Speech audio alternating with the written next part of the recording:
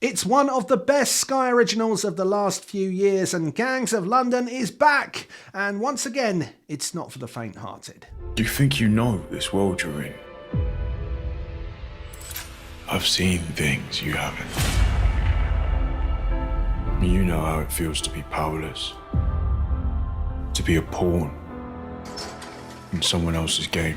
Hello and welcome to Screen OD, the channel for people who love TV, movies and streaming. My name is Tim. I'm an editor and a journalist who's been writing and talking about the entertainment industry for more than 15 years. Now, Gangs of London, it's back. It was a huge hit for Sky when it launched in April 2020. It was a lockdown hit, if you would. It was one of those shows that everyone was talking about when it came out at the time, and it was talked about for lots of different reasons. One, it was visually incredible, and secondly, it had some fantastic stories. The third reason was it was brutal. This was a show that did not hide away from the brutality of gang warfare on the streets and the things that people would do to get what they wanted on the streets of London. Now, this is a show that in season 1 gave you plenty of blood and gore, and in season 2, I'm going to warn you before you even start, if that's something that you don't want, then you're in the wrong place. Gangs of London season 2 starts exactly where season 1 left off, with a lot of trouble.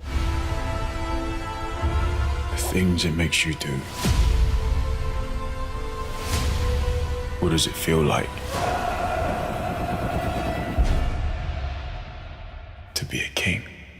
Okay, so what is going on in Gangs of London season 2? Well, it goes without saying, if you haven't seen season 1, you probably want to watch that before you watch a review of season 2. Otherwise, you're going to get things spoiled. Now, and I don't like spoiling things, but we are going to talk a bit about what happened in season 1 and a bit about what's going to happen in the first episodes of season 2. So do go and watch them. It's a great show. Don't miss out. Okay, so we are 1 year after the death of Sean Wallace, and all of the stuff that went on in season 1, the violent reckonings and the map of London's gangs has been blown up, basically.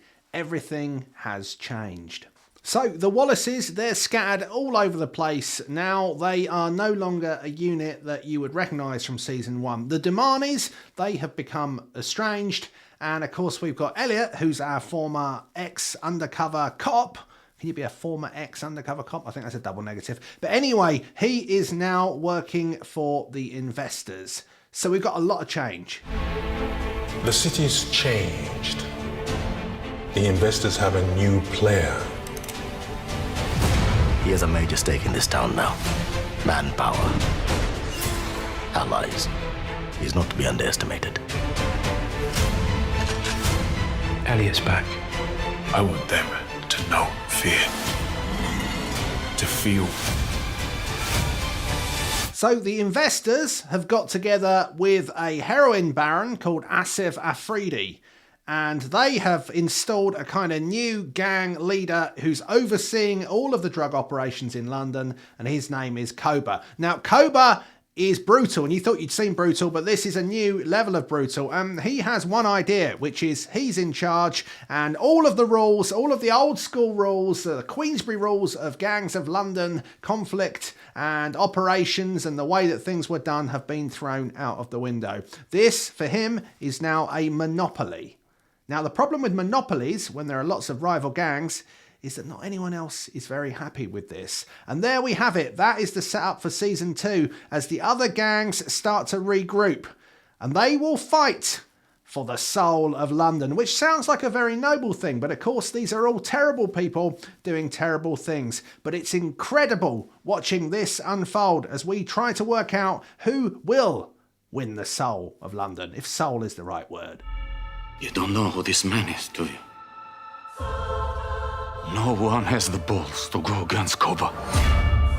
You would have the full protection of the state. Now, as fans of Gangs of London season 1 will know, this series is the brainchild of Gareth Evans and Matt Flannery, who are behind the Raid series of films. And on this occasion, Corin Hardy steps up to take over more duties in the show. However, that original feeling, that original kind of amazing cinematic feel to the show, the martial arts styles, the parts that are left out that really allow it to breathe before the action comes and gets you, they're all still there, and some, to be honest. This is a really, really good piece of television. It's dark, it is gruesome at times, it is quite shocking at times, although the shock wears off slightly the more you watch of it. But this allows there to be brooding scenes and characterization, as well as these wild, violent action scenes that really bring the screen alive.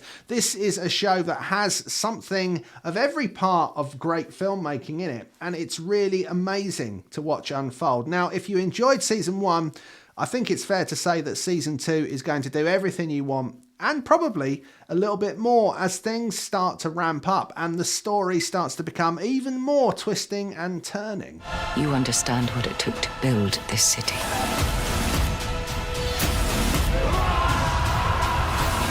And you know the pain of losing it.